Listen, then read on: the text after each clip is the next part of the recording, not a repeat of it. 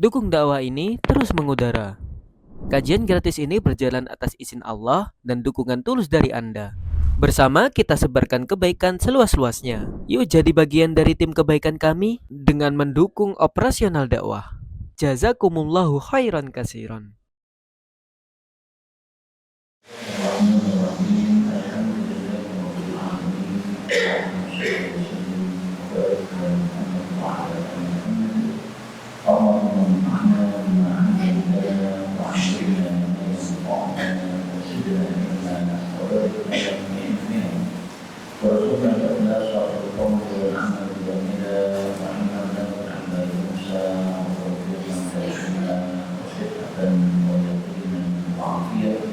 اللهم اغفر لنا كل خير ويسر لنا كل امور اللهم انصر المجاهدين وارحم المستضعفين ودمر اعداء الدين واغرس على اموالهم امين يا رب العالمين.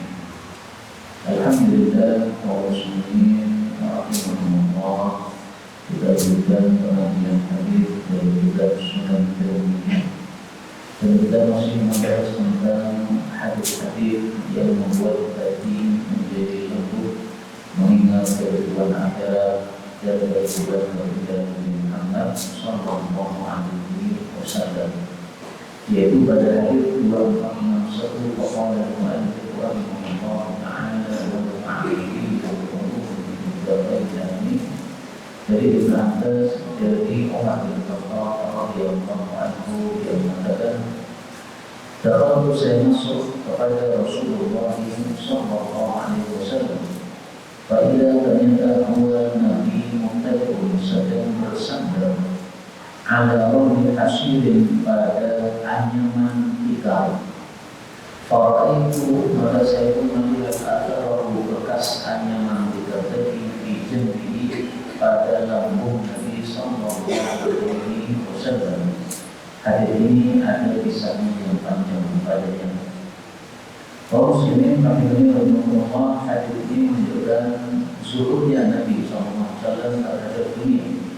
Beliau meskipun harta yang masuk ke dalam kantongnya banyak karena bertubi-tubi melakukan peperangan dan memenangkan peperangan mendapatkan ghanimah, tetapi beliau tidak mengubah model hidup beliau, masih tetap saja hidupnya zuhud atau sederhana.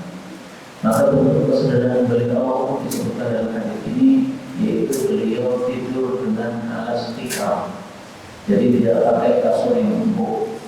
Nah, dengan sebab alasnya hanya tikar saja, tidak ada kasurnya, maka akhirnya lambung beliau yang terkena tikar tersebut akhirnya menjadi berbentuk anyaman tikar.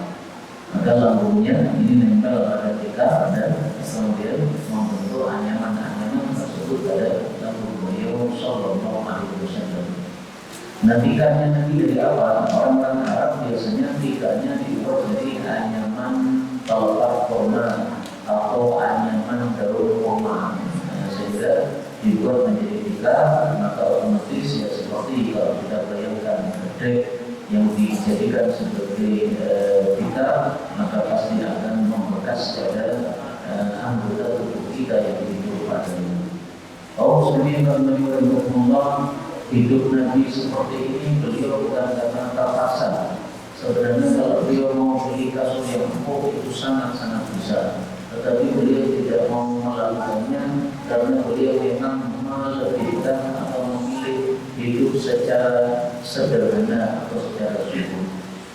Dan seperti ini tidak wajib kita menirunya. Maka kita di rumah ada kasur yang empuk juga tidak dilarang. Tetapi kalau kita ingin menyerupai Nabi sallallahu alaihi wasallam hidup sederhana, tentu saja itu lebih baik daripada kita hidup dalam kemewahan. Sayyidina Umar radhiyallahu ta'ala anhu ketika melihat anaknya makan dengan 2 lauk, maka dia pukul anaknya, dia mengatakan 1 lauk sudah cukup. Nah, ini adalah didikan dari Sayyidina Umar kepada putra-putranya untuk hidup dalam keadaan sederhana, sebagaimana dia lihat dalam kasus ini Rasulullah SAW hidupnya sederhana. Kemudian di akhir hadis ini disebutkan bahwa hadis ini ada kisahnya yang panjang. Nah kisahnya apa? Ringkasnya ada informasi bahwasanya Rasulullah itu mentalak semua istrinya, jumlahnya 9 istri. Nah informasi itu kan tidak selalu benar. Akhirnya Sayyidina Umar kemudian langsung meninggalkan rumahnya menuju ke Masjid Nabawi. Di Masjid Nabawi ternyata dia lihat orang-orang sedang menangis-nangis di samping mimbar Nabi SAW, karena mereka mengira Nabi betul-betul sudah mentalak seluruh istrinya yang jumlahnya 9. Nah Sayyidina Umar tidak begitu saja menerima informasi tadi, dia langsung mentabayuni kepada Rasulullah SAW. Maka dia langsung minta izin kepada Nabi, Assalamualaikum, sampai 3 kali baru diizinkan. Nah begitu Sayyidina Umar masuk, melihat Nabi dalam kondisi berbaring di tikar yang sangat sederhana, membekas pada lambungnya, maka Sayyidina Umar menangis tersebut-sebut. Kemudian Sayyidina Umar mengatakan, ya Rasulullah, saya ketemu raja-raja Persia, raja-raja Kaisar, Romawi, itu mereka hidupnya sangat nikmat di dalam kenikmatan hidup. Sementara mereka adalah orang-orang kafir. Dan dari Rasulullah, orang yang mukmin, muslim, tapi hidupnya malah sengsara seperti ini.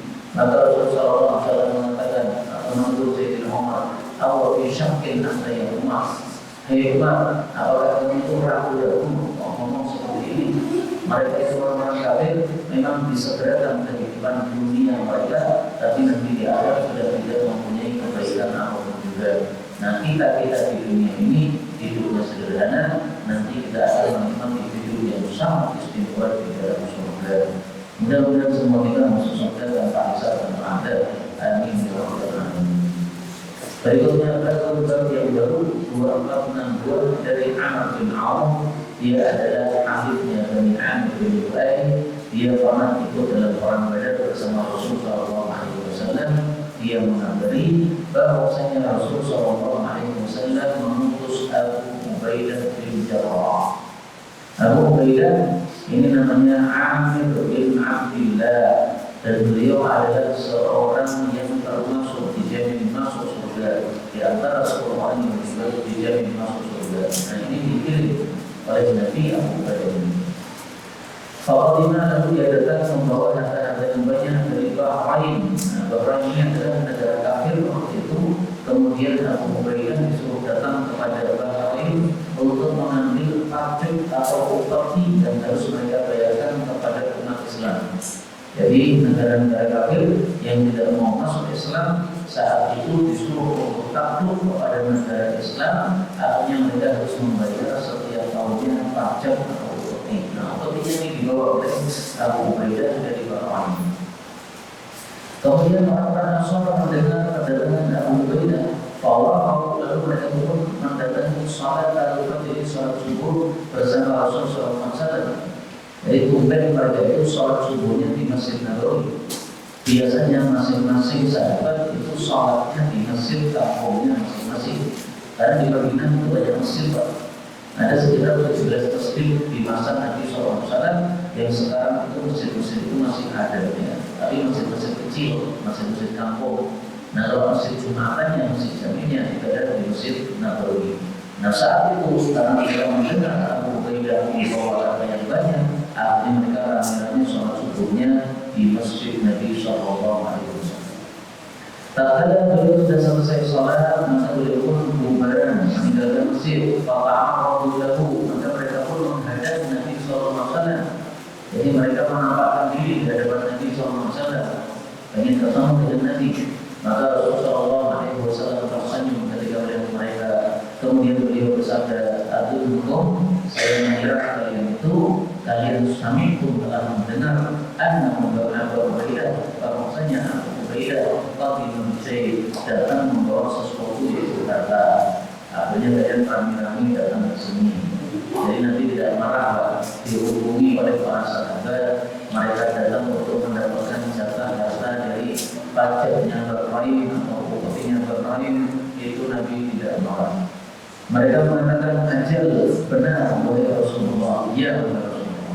Maka Rasulullah menjawab, "Absyiru, kalau itu bergembiralah, wa aminu ma yasuruhum, dan aman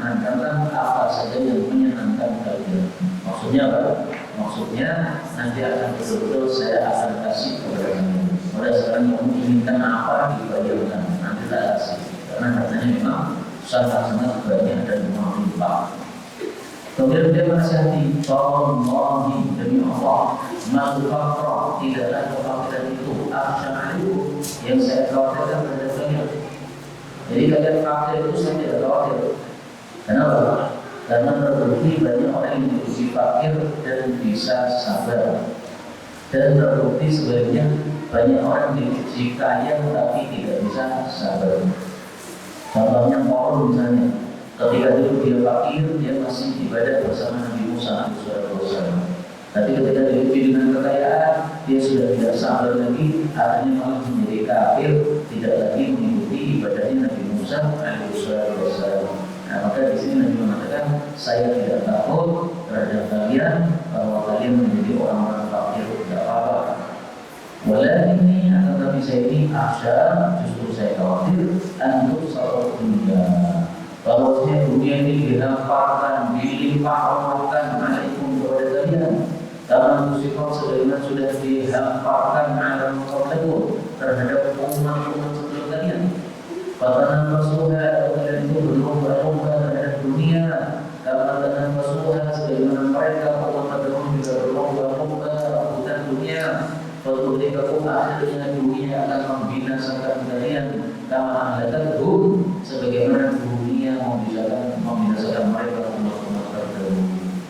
Jadi justru yang dikhawatirkan oleh Nabi terhadap umat beliau adalah kalau kaya-kaya itu boleh khawatir. Tapi kalau miskin-miskin memang tidak khawatir. Dan itu terbukti banyak di antara manusia ini umat Nabi Muhammad SAW diuji dengan harta tidak bisa sabar di dalam ujian terhadap harta tersebut. Akhirnya melu-milah. Ustaz itu melu-milah adalah kuota haji. Akhirnya kena jeratan kuota haji karena kemudian dikorupsi.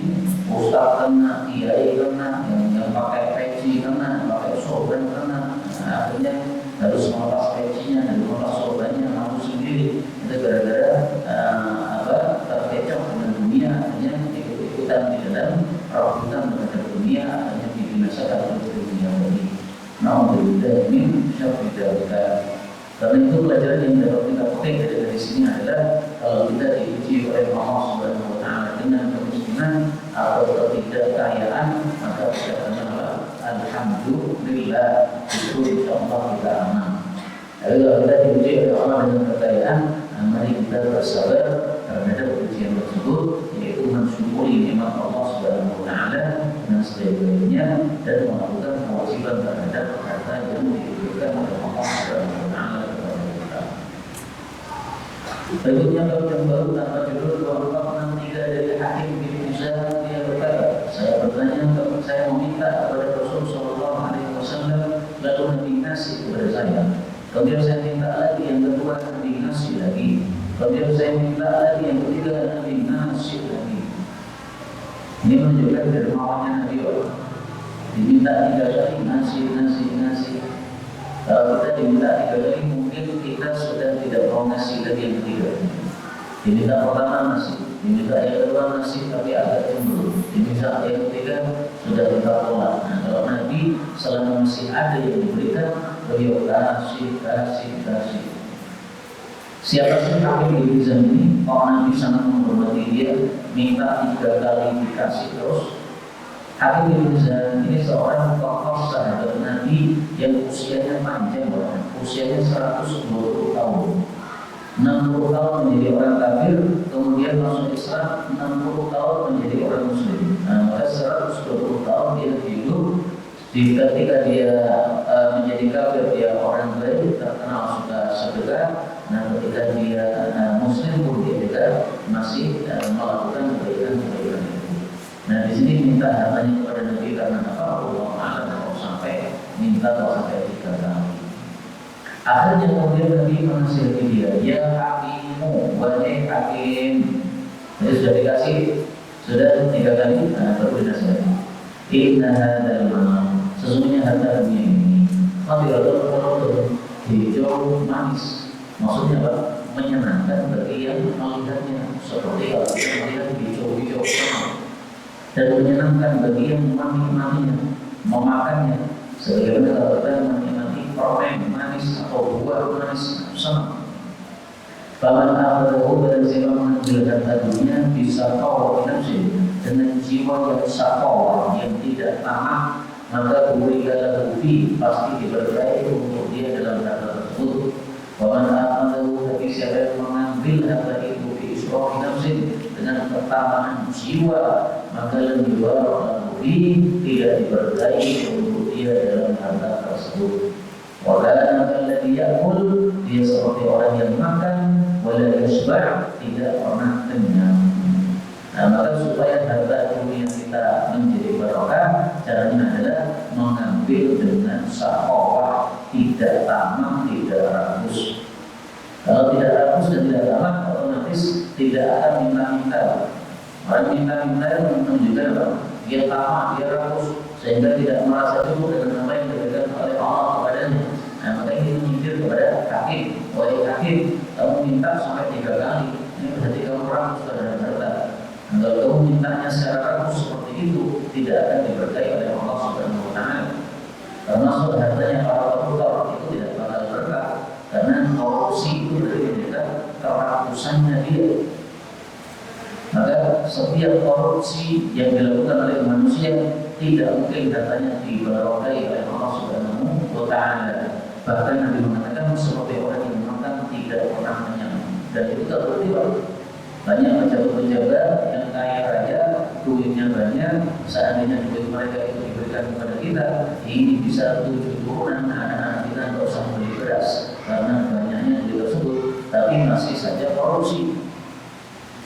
Pikiran kita tidak bisa menawar. Oh bisa ya, hartanya banyak, korupsi gimana? Nah itulah sebagaimana sadar ini. Itu seperti orang yang makan tidak pernah kenyang. Dikasih 1 piring, masih nambah lagi 2 piring, sampai 100 piring, tidak kenyang-kenyang. Nah karena apa? Tidak diberkahi oleh Allah Subhanahu Wa Taala. Sementara kita menerima harta yang sedang-sedang, ya cukup-cukupan, pas-pasan, tapi tidak melakukan korupsi. Nah ini mudah-mudahan tanda diberkahinya harta kita oleh Allah Subhanahu Wa Taala. Kemudian beliau mengatakan waliul mulia, tangan yang di atas khairun, lebih baik dengan yang sufla daripada tangan yang di bawah. Maksudnya memberi itu lebih baik daripada meminta. Maka tangan yang di atas maksudnya ada yang memberi. Meskipun misalnya kita memberi dengan cara menaruh barangnya di atas telapak tangan kita, kemudian yang menerima itu mengambilnya dari atas. Meskipun begitu, tetap yang memberi ini disebut tangan yang di atas, karena ini hanya satu istilah. Jadi istilahnya tangan di atas, maksudnya memberi. Meskipun status tangannya, posisinya berada di bawah, sama saja, tetap itu adalah yang dimaksud memberi. Maka hakim berkata, ya Rasulullah, demi yang mengutusmu dengan kebenaran itu demi Allah, la asru'u, saya tidak akan mengurangi ahadan seorang pun ba'daka setelah anda syai'an sesuatu pun hatta al dunia sampai saya memisai dunia, sampai saya mati. Jadi dia bersumpah demi Allah, saya mulai dari ini tidak akan minta kepada orang lain, karena minta kepada orang lain berarti mengurangi harta dunia. Apakah ucapannya hakim ini dia konsisten terhadapnya? Ternyata konsisten. Ketika Abu Bakar As-Siddiq menjadi khalifah, dia memanggil hakim untuk menerima apa atau adalah pemberian yang diberikan oleh pemerintah kepada semua rakyatnya. Jadi pemerintah akan Baitul Mal. Nah, Baitul Mal ini hak bagi semua rakyat, sehingga setiap rakyat itu oleh Sayyidina Abu Bakar selalu dikasih. Yang mungkin tiap bulan, mungkin tiap tahun. Nah, bagaimana pemberiannya terserah khalifah. Nah, ternyata dia disuruh mengambil pemberiannya, maka dia tidak mau untuk menerima. Kemudian di masa Sayyidina Khilafah Umar bin Khattab, Abu Bakar nantinya setelah menjadi khalifah Khattab, kemudian Umar naik menjadi khalifah 10 tahun. Dia panggil hakim untuk memberi pemberiannya, maka hakim tidak mau untuk menerima darinya sedikit pun. Maka Sayyidina Umar kemudian mengatakan kepada masyarakat, Ini harus didukung. Saya persaksikan kepada kalian, wahai seluruh umat Islam, bahwasanya Hakim bin Hizam ini sudah saya berikan kepadanya haknya dari harta fai atau harta baitul mal, tapi dia tidak mau untuk mengambilnya. Jadi maksudnya saya bilang supaya tidak ada sultan di antara masyarakat bahwasanya mungkin ada isu umat tidak adil, tidak pernah memberi kepada hakim. Nah, supaya tidak ada isu seperti itu, beliau umumkan hakim ini tidak saya kasih karena dia sendiri yang tidak mau. Saya sudah tawarkan kepada dia, dia baitul mal ada, tapi dia tidak mau ngambil. Nah, maka hakim pun tidak pernah mengurangi harta seorang pengusaha itu setelah Rasul SAW sampai hakim di Hizam ini wafat. Nah, maka dia betul-betul mengamalkan perintah Nabi SAW, yaitu untuk tidak mengambil harta dunia dengan sifat rakus atau sifat tamak dan minta-minta termasuk bentuk ketaman atau kerakusan. Diterima, diberi, terima saja, alhamdulillah. Dikasih, terima saja, alhamdulillah. Tapi kalau tidak dikasih, tidak usah minta-minta, apalagi memaksa, apalagi sampai korupsi. Nah, sesuatu yang haram tidak akan diberkahi oleh Allah Subhanahu wa Ta'ala. Berikutnya baru bab nampak dari Abdurrahman bin Auf, dia mengatakan, Uktulina kami telah diuji bersama Rasul Sallallahu Alaihi Wasallam di bawah dengan kemudaratan termasuk kemiskinan. Fasobarna maka kami sabar. Uktulina bisarra kami diuji dengan kenikmatan termasuk kekayaan. Pada setelah wafatnya Nabi, pada nasbir lalu kami tidak sabar. Ini pengakuan dari sahabat Nabi sendiri, namanya Abdurrahman bin Auf. Dia dulu miskin ketika masih hidup bersama Nabi SAW.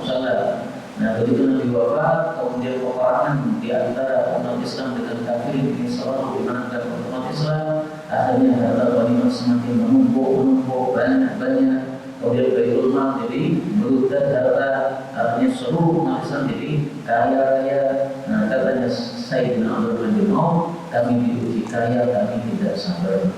Tidak sabar artinya gimana? Tidak bisa menyikapi kenikmatan harta tadi dengan syukur yang sempurna.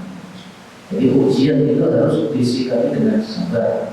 Sabarnya menerima kemiskinan adalah sabar. Sabarnya menerima kekayaan adalah syukur, yaitu melakukan apapun yang diperintahkan oleh Allah Subhanahu wa Ta'ala terhadap harta yang sudah diberikan kepada kita.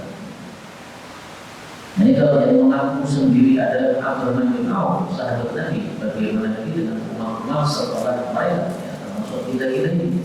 Nah, tentu saja kita tidak mungkin bisa lebih baik daripada sahabat-sahabat Nabi Sallallahu Alaihi Wasallam. Ada juga sebagian sahabat Nabi mengatakan seluruh sahabat Nabi ketika sudah diuji dengan kenikmatan dunia setelah Nabi wafat, maka semuanya sudah berubah. Cara hidupnya sudah berubah, kecuali satu orang, yaitu Ibnu Umar. Ibnu Umar tidak berubah. Dulu dia naik kendaraan murahan, ketika sudah kaya tetap saja naik kendaraan murahan. Jadi dulu dia rumahnya gede, maka ketika sudah kayanya tetap saja rumahnya gede, tidak diubah. Terus harta kayanya kemana itu? Ya, diserahkan ke sana kemari, tidak dimanfaatkan untuk fasilitas pribadi. Itu adalah Ibnu Umar radhiyallahu ta'ala anhu. Berikutnya 265 dari Anas bin Malik radhiyallahu anhu. Rasulullah sallallahu alaihi wasallam bersabda, "Maka bila ahal ulama, pada siapa ahal itu menjadi tujuan hidupnya, maka ja'alullahu ghinahu fi qalbi." Satu, Allah akan meletakkan kekayaannya ada dalam hatinya. Yang kedua, wajah musyabah, Allah akan mengumpulkan bagi dia segala urusannya yang tercerai-berai, jadi mengumpul, jadi mudah. Yang ketiga, wa'al dunia wa hiya dan dunia akan datang kepadanya dalam keadaan dunia itu rendah. Dia tidak perlu untuk mengonjol mendapatkan dunia ini. Dunia yang datang menuju bagi. Ini kalau orang menjadikan tujuan utamanya adalah akhirat. Sekarang sebaliknya, Wa man kana di dunya hama, pada siapa yang dunia itu adalah tujuan intinya, maka ja'ala Allah faqrahu baina 'ainaih, Allah letakkan kefakirannya di antara kedua matanya. Wa farraqa 'anhu syamla, dan Allah pun pisah, Allah pun cara diberikan urusan yang terkumpulnya. Walam ya'tihi minad dunya illa ma qadiralah, dan tidak akan datang kepada dunia dan tidak akan datang kepadanya dari harta dunia ini kecuali apa yang sudah ditakdirkan oleh Allah untuk dia. Jadi maksudnya dalam kita hidup di dunia ini, hendaklah tujuan inti kita itu adalah mendapatkan kenikmatan akhirat, bukan untuk mendapatkan kenikmatan dunia. Kaum muslimin rahimahumullah, ini jangan disalahpahami. Bukan berarti kita tidak boleh mencari dunia, bukan berarti kita tidak boleh berbisnis, bukan berarti kita tidak boleh mengembangkan bisnis, bukan berarti kita tidak boleh membuka cabang-cabang dari bisnis kita, bukan. Tapi silakan kita mencari dunia, tapi tujuannya akhirat. Bisakah mencari dunia dengan tujuan akhirat? Bisa sekali. Misalnya kita mengumpulkan harta sebanyak-banyaknya untuk bisa membangun masjid sebanyak-banyaknya, itu berarti kan tujuannya akhirat. Rumahnya tetap saja satu, nggak berubah menjadi 5 gara-gara hartanya cukup banyak. Nah, maka itulah orang yang disebut memaksudkan akhirat dari harta dia. Sebagaimana Abdurrahman bin Auf tadi, dia hartanya banyak, menumpuk kekayaan karena bisnisnya selalu berkembang pesat, tetapi hartanya digunakan untuk mencari kemuliaan di akhirat. Dia menjamin kehidupan seluruh istri-istri Nabi SAW. Jadi Sayyidina Abdurrahman bin Auf ini terkenal, dialah yang menghidupi istri-istri Nabi setelah istri-istri Nabi wafat.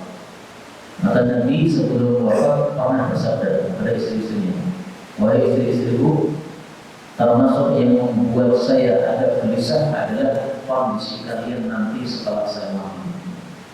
Kalau saya masih hidup, saya yang mengurusi nafkah kalian. Nah, nanti ketika saya mati, saya itu termasuk gelisah memikirkan kalian. Nah, ternyata Sayyidina Abdurrahman bin Auf itulah yang menghidupi istri-istri Nabi SAW. 9 istri Nabi semuanya dicatat oleh Abdurrahman bin Auf, setiap bulannya dikirimkan harta supaya mencukupi kehidupan mereka. Ini karena dia mencari ridha Allah, mencari akhirat dengan harta yang sudah dititipkan oleh Allah Subhanahu wa taala kepada beliau. Kalau saya ingin Allah, mohon maaf sekali, ini laptopnya sudah mati karena saya lupa tidak membawa kabelnya. Gara-gara anak saya ini tadi main-main laptop, kabelnya tidak dikembalikan di tas.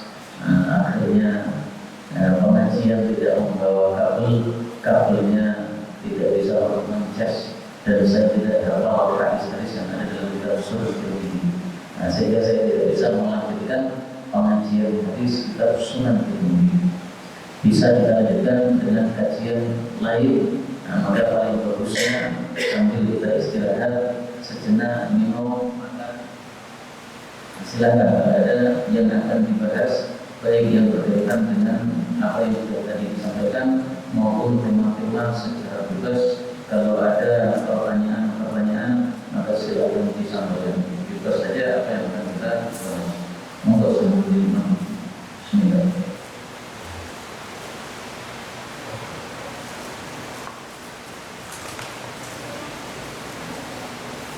Tadi siapa yang mengambil soalnya habis? Baik. Kamu harus kembali karena kamu tidak ikut nonton kan?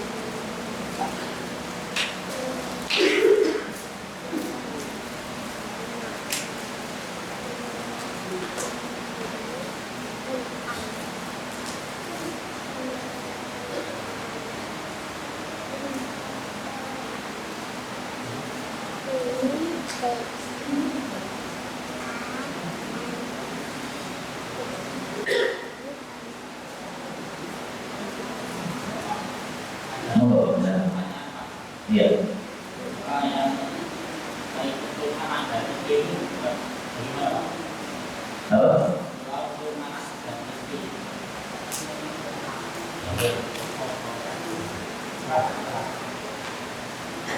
dan pertanyaan Hah? doa untuk anak dan istri Doa untuk anak dan istri. ya, Doa apa? Bebas. Iya. Doa untuk anak dan istri yang disebutkan dalam Al-Quran, Rabbana hab lana min azwajina wa dhurriyyatina qurrata a'yun waj'alna lil muttaqina imama. Dan ini saya sarankan semua kita membaca doa ini minimal 1 kali dalam setiap hari.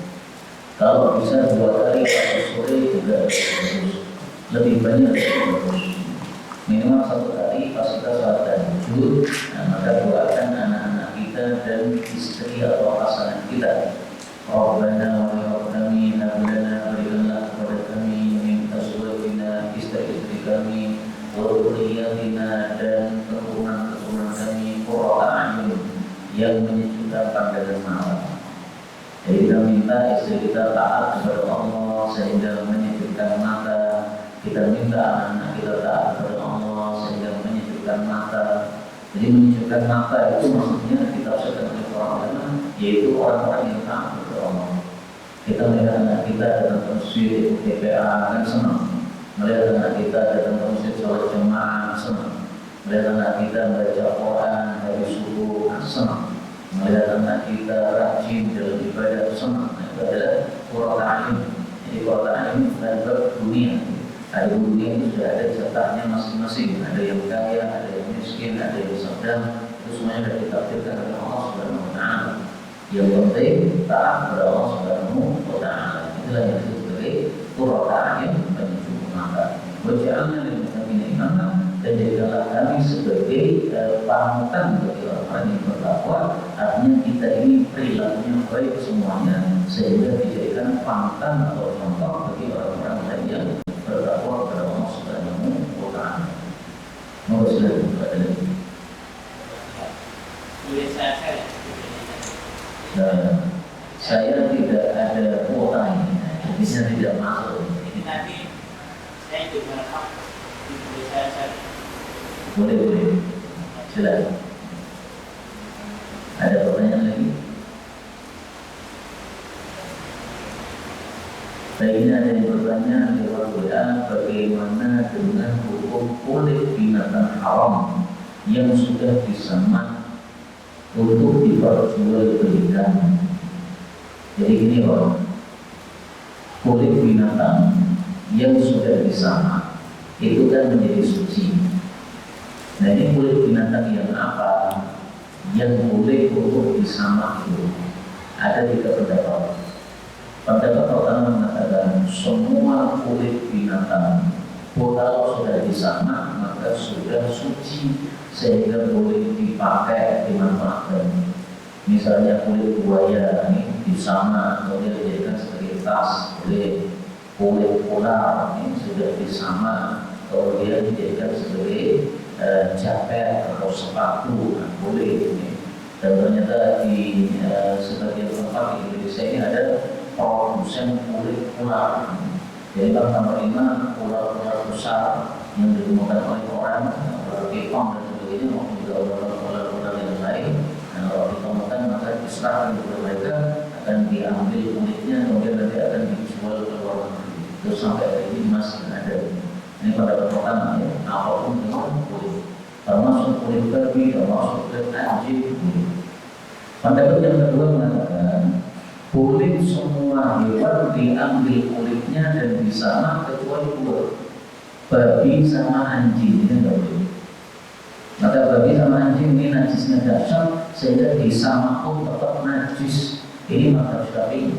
Sehingga mazhab Syafi'i tidak membolehkan pemakaian kulit anjing sama babi.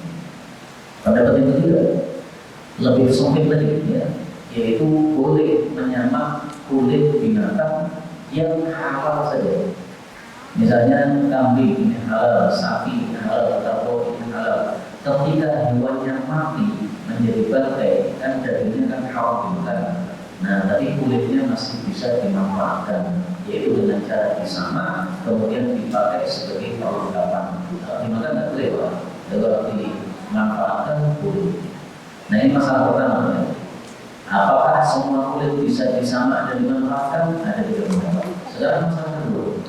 Kalau sudah disamak dan boleh dimanfaatkan, bolehkah kulit lipat jual belikan? Dimanfaatkan jelas boleh. Tapi dipak jual beli tak boleh enggak? Nah ini juga diperselisihkan lagi. Ada dua pendapat. Pendapat pertama mengatakan bolehnya hanya dimanfaatkan. Jadi dipakai stok boleh, dipakai sepatu boleh. Tapi kalau dipak jual belikan tidak boleh. Kenapa? Karena kalau kita pak jual belikan, habis itu kita ada uang. Nah uangnya kadang-kadang kita belikan beras, kita makan. Sehingga sama dengan kita menjual minuman keras. Minuman kerasnya tidak kita makan, tapi kita jual belikan, kemudian hasilnya kita pakai, sama saja tidak boleh. Jadi konsepnya adalah sesuatu yang haram dimakan tidak boleh diperjualbelikan. Ini kulit dia buaya kan nggak boleh dimakan, maka nggak boleh diperjualbelikan. Kulit ular nggak boleh dimakan, jadi nggak boleh diperjualbelikan, bolehnya dimanfaatkan saja.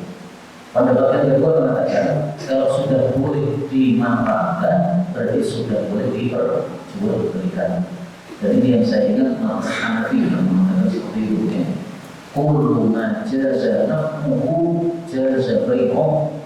Setiap yang boleh untuk dimanfaatkan berarti boleh untuk diperjualbelikan. Misalnya apa itu? Misalnya cacing.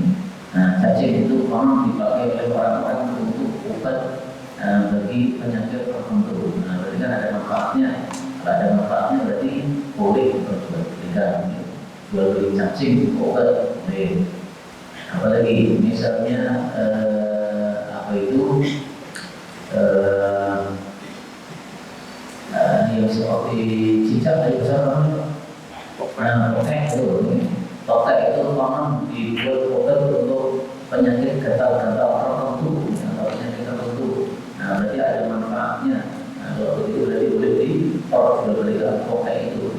Nah, maka masalah ini masalah yang diperselisihkan oleh para ulama kita rahimahullah taala. Sehingga ringkasnya, kalau kita ingin hati-hati dalam masalah ini, maka tidak usah diperjualbelikan karena adanya perselisihan pendapat di antara para ulama. Tapi secara fikih kita akui bahwasanya di sini ada perselisihan pendapat para ulama. Ada yang membolehkan memperjualbelikan, ada yang hanya memperbolehkan untuk memanfaatkan saja. Wallahu a'lam bishawab. Kalau kucing itu boleh dijualbelikan? Nah, kalau kucing apakah boleh diperjualbelikan? Ini jawabannya sama dengan yang saya sampaikan tadi. Diperselisihkan oleh para ulama. Sebab perselisihannya apa? Karena adanya larangan dari Nabi untuk jual beli kucing.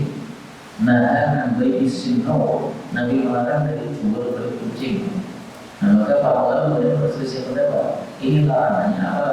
Larangan haram atau larangan makruh? Sebagian kecil ulama berpendapat larangannya haram, berarti tidak halal kita jual beli kucing.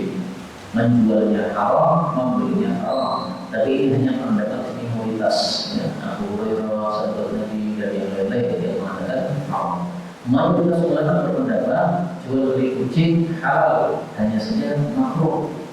Jadi mereka memahami sabda Nabi jangan jual kucing itu maksudnya adalah makruh saja. Seolah-olah Nabi mengatakan kalau kamu punya kucing jangan kamu jual, tapi kamu berikan saja kepada yang membutuhkan.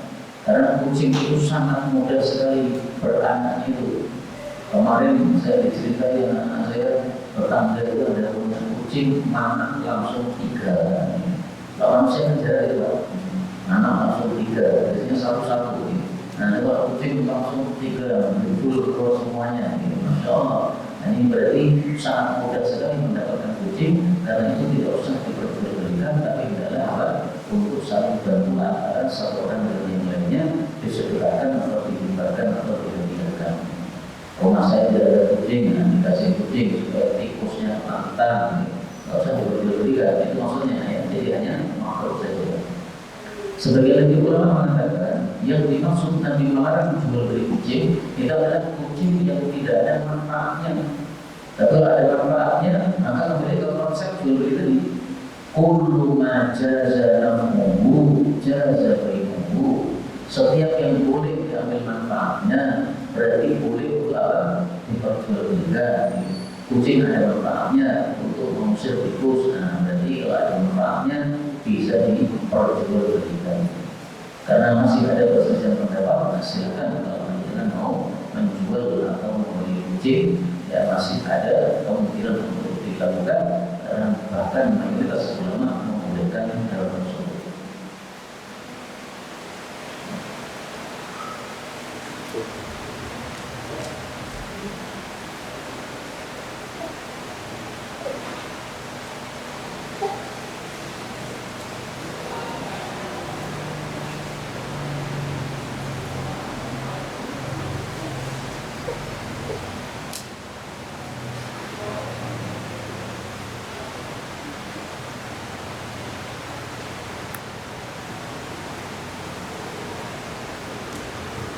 Ini ada juga yang bertanya, Pak, apakah benar ketika kita rukuk disunahkan untuk berdoa? Jawabannya tidak benar. Karena Rasulullah mengatakan fa'an rukuk fa'adimu fi rabbah. Kalau sedang rukuk maka agungkanlah Allah Subhanahu wa taala.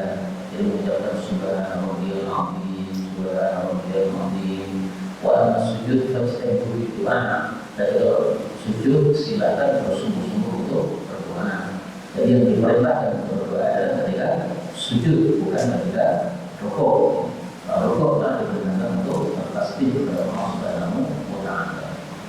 Kemudian ada satu kesalahan yang menyebar di masyarakat, yaitu memperpanjang sujud terakhir untuk membaca doa. Itu sebenarnya tidak ada dalilnya, Pak. Adanya perintah untuk ketika sujud itu berdoa. Ketika sujud berarti sujud pertama, sujud kedua, sujud ketiga, sujud keempat, semuanya. Ada pun mengkhususkan doanya hanya khusus pada sujud yang terakhir saja atau yang awal saja. Nah itu tidak ada dasarnya. Karena itu sebaiknya ya kita melakukan sesuai apa yang diperintahkan Nabi betul-betul, sehingga setiap sujud itu berdoa.